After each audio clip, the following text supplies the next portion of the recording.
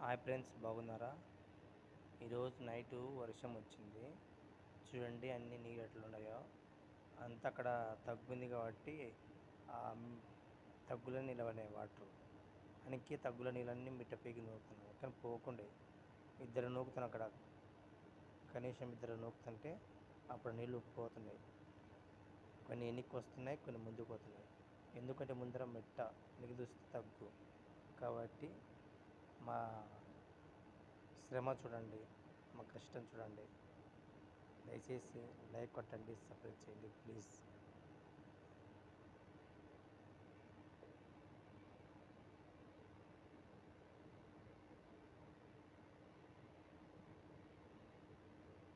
చాలా నీళ్ళు దండుగా అయిపోయాయి ఫ్రెండ్స్.